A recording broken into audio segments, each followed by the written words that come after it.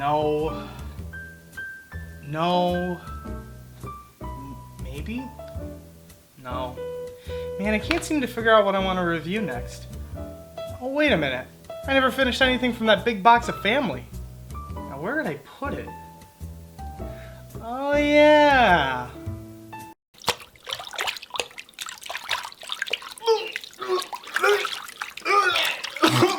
Why would I even put it in here? Oh, there it is.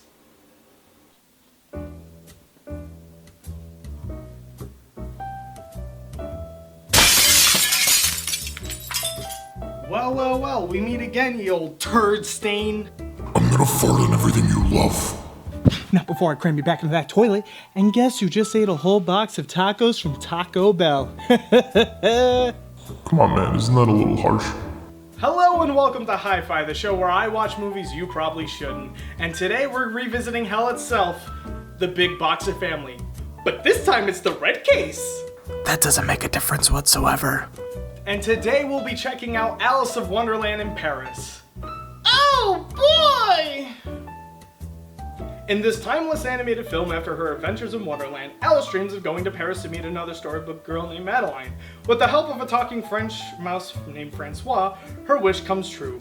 Boy, doesn't that sound riveting. Like it was the last couple of times I've seen movies off this fucking garbage. You know, after I've done like, how many of these videos? I don't know. Fuck it, thousands at this point. I don't think this is getting any better. It's just not. I don't know what to expect anymore. The movie is rated G, so you know there's nothing interesting gonna happen in this. It's 52 minutes, thank God. Fuck it, if it was longer I'd probably hang myself. Just look at this shit, you think it's gonna get better? No.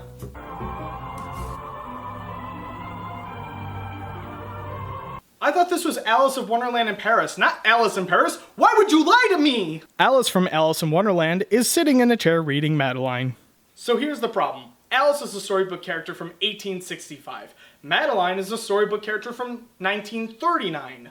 That's a whole 74-year difference between the characters. What kind of magic voodoo bullshit did Alice do in order to stay that young? Forever young, I want to be forever young. Do you really want to live forever, forever, forever? Why does Paris have to be so far away? Far away? Oh, but no, mademoiselle. This is Paris. Oh my. Excuse me for jumping like that, but I've never seen a mouse with a beret and briefcase before. Oh, a mouse wearing a beret is what throws you off. You're Alice from Alice in Wonderland. Compared to everything else you've seen, this is tame. This is Francois, the cheese-loving French mouse. It was a different time. Shit's so culturally insensitive. All right, I'll tell you my favorite cheese if you'll promise to take me to Paris. Cheeseburgers. Excuse me, I think I heard that wrong. What was your favorite cheese? Cheeseburgers. You're fucking dead to me. So Francois tells the story of Anatole, a mouse that was respected for his fine cheese-tasting ability.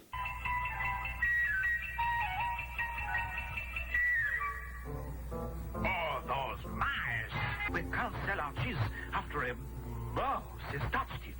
Aw, I feel so bad, even though what they're saying is completely logical. You know. 'Cause the Black Plague and all that. Shit, I think you hurt me. Anatole sparks an idea where he tastes the cheese, but leaves little notes behind about what he thinks of the cheese. Touché. Miss Anatole is right.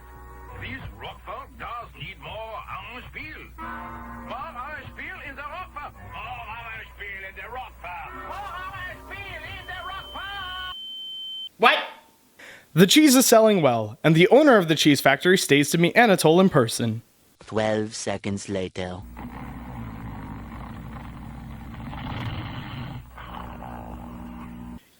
You had one job! Pardon, monsieur? Allow me to introduce myself. A mouse. Again, not that it's a mouse that's talking, but because it's just a mouse. He's a mouse, monsieur. He is not all. Quickly, you know what to do. Aye, aye, sir.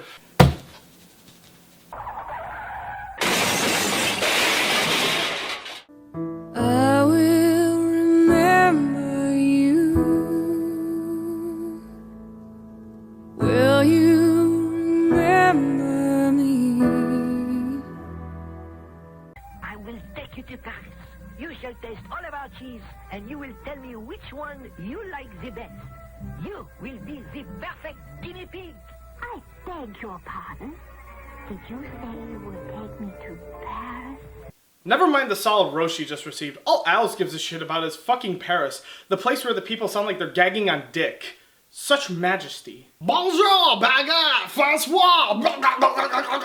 Have no fear, Francois is here with the latest Duval miracle cheese. The secret ingredient is the same magic mushroom. Excuse me? Magic mushrooms? They're literally taking drugs. Francois is the hottest dealer in all of Paris. He's a fucking thug. Well, if you can't beat him, join them.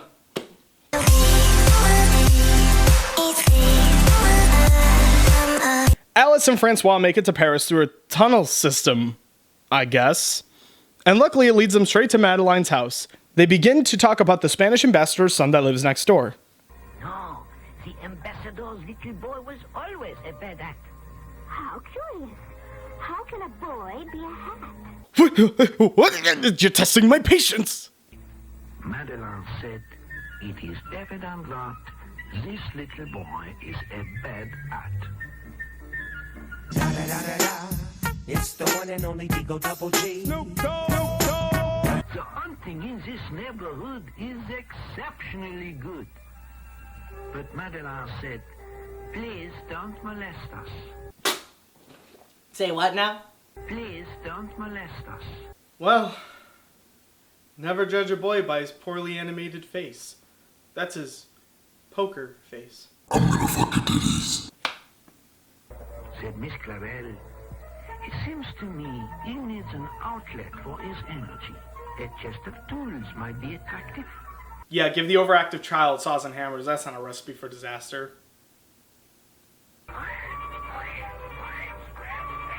Why does the saw sound like a cat hacking up a fur ball? Oh, but that boy was really mean. He built himself a guillotine. Got ourselves a happy little psychopath here, don't we? He was unmoved by the last look the fattened chickens gave the cook. He ate them roasted, grilled, and frito. Got ourselves a happy little psychopath here, don't we? He said, let's have a game of tag and let a cat out of the bag. There were no trees, and so instead, the cat jumped on Pepito's head. The marchers listened to the poor boy crying, oh, secure. And the girls watched with glee as Pepito cried and screamed. The end. If only. Pepito heals and becomes a vegan and animal activist.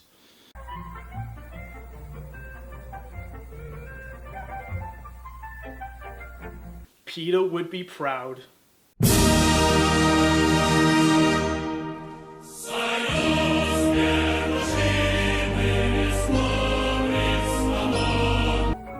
I knew it would come out all right, too. And now I want to meet Madeline myself. It's about time. It's been 20 minutes and the movie's only slated for 50 minutes, so chop chop, motherfuckers. But my chérie, first you make the promise that you will taste the Duval cheese and tell me which you like the best. I'll tell you right now. Okay, here it goes. You fucked up the first time, but here it is. Redemption. So please, tell us, what is your favorite cheese? I just remembered my real favorite. Cottage cheese and jelly.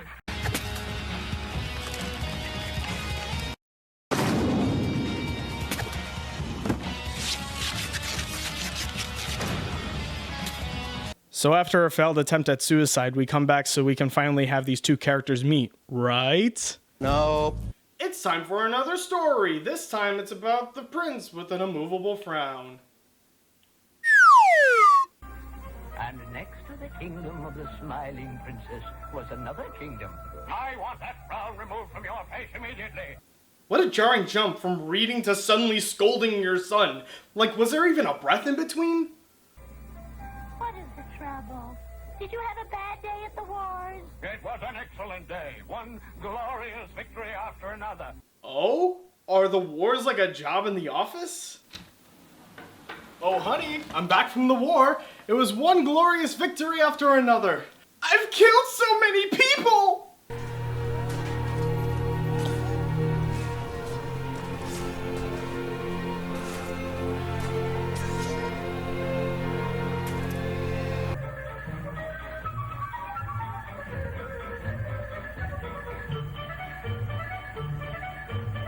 Alright, I'm convinced this little petrified turd can't smile, because if I saw two jugglers bouncing menorahs off their asses and I didn't smile or laugh, I too would find a large stick crammed into my sphincter.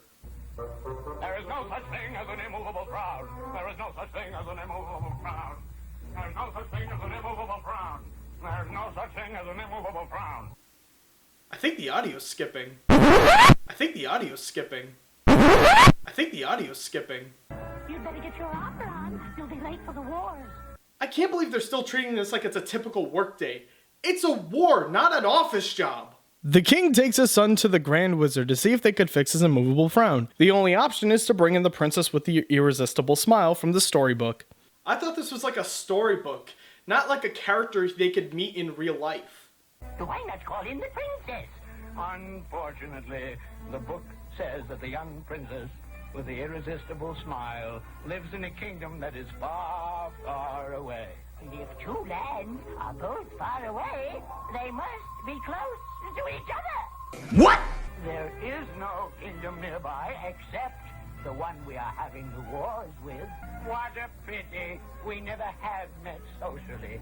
Since our great-grandfather's time, the wars have been going on without interruption. So you're telling me you've been in a war without any knowledge of why you've been at war to begin with? You never met or decided to compromise or anything? You just let this shit happen and probably allowed tons of innocent people to die because of your lack of knowledge and why you've been participating in the war? There aren't enough words to describe how angry I am. This is the stupidest fucking story I have ever heard. Fuck it, I'm just gonna blow through it. King calls off war, royal family gets together, the princess gains a frown from the prince, then he says, I have an immovable frown for like the 500th million fucking time in this goddamn stupid fucking story, and just like that, boom! He smiles. Fuck you, Alice, you're a fucking horrid storyteller. No wonder your favorite cheese is fucking cheeseburger with cottage cheese and jam. Fuck you. That story sucked, and you're an imbecile. A few moments later. Oh, what the fuck? What happened? I think I just like blacked out in a fit of blind rage. What the fuck was I talking about again? Oh, fuck me. I'll do it. Whether it kills me or not, I'm gonna do it. Probably gonna kill me. Francois takes Alice to the cheese factory. What happened to Madeline? Weren't you just at her place? The whole goal of the trip was so that Alice can meet her. Why is this happening? Francois forces Alice to take all of the cheese. I love the look of disgust on her face. It calms me like a sea breeze. So many moons.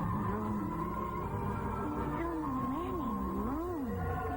Oh, mon Dieu, the poor girl has eaten too much of the wine cheese. Francois not only makes her take shrooms, but he also got this little girl drunk too. Francois, you need to calm down there, buddy.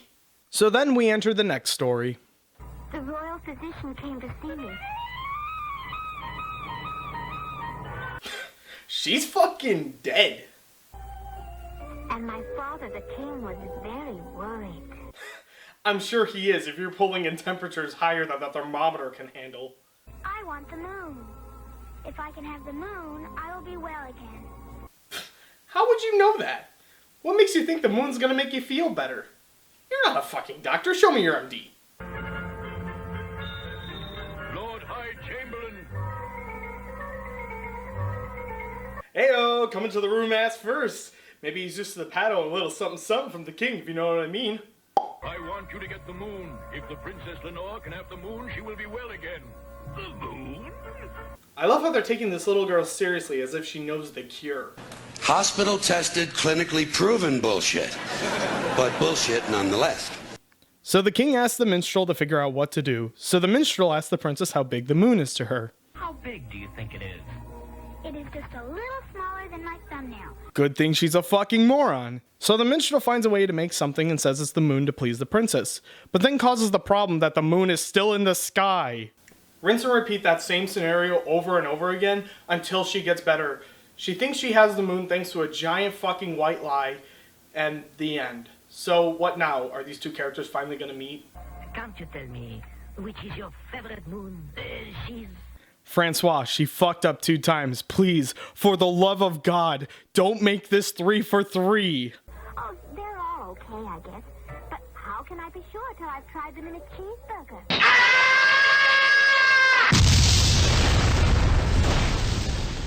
2 hours later. Okay, let's just finish it. Are these two characters finally going to meet?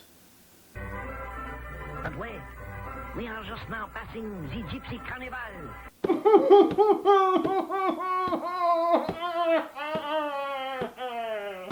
I just want this to end.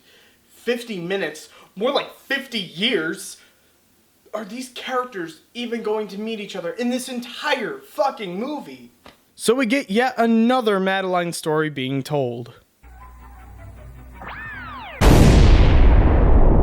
They all go to the fair just to immediately get rained out. Wow, what a good story, Francois. The end. Go fuck yourself. Good heavens, where is Madeline?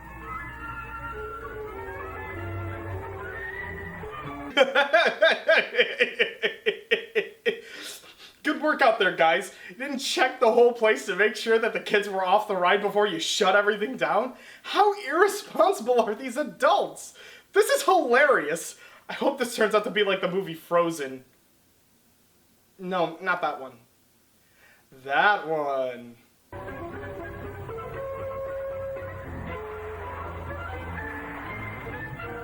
You could have done that the whole time? Why would you wait until now to do it?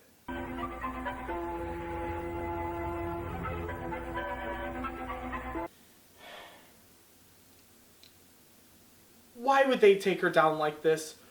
Why would they stack animals on top of each other? Why wouldn't they just turn the ride back on? This is just a disaster waiting to happen. The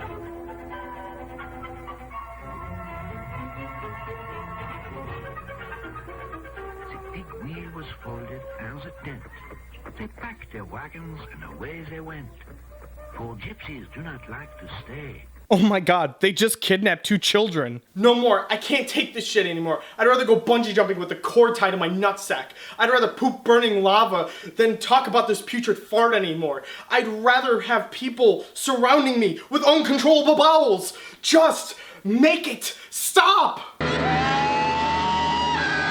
So essentially Madeline and Pepito make it home, the end.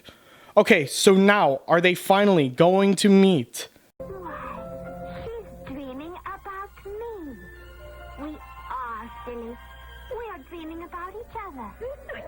Cheese is not yet perfect. Quickly, or you will not be able to get through the mouse hole. Are you fucking me, movie? I'm bent over, and you're just fucking my ass. I get it. I'm violated by this movie. This movie makes me violently angry. I fucking hate this movie from beginning to end. It doesn't stop being complete and utter shit. I don't know what I was expecting from the big box of family, but this movie is fucking atrocious. It butt plunders me.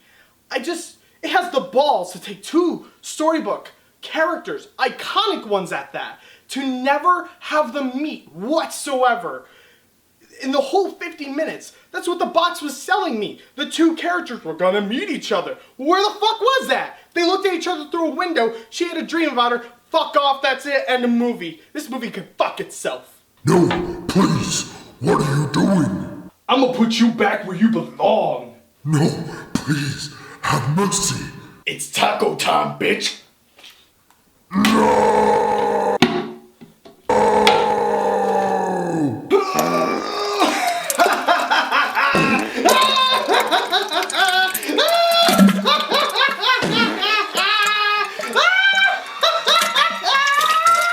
Oh, my ass! Oh, my ass! Oh.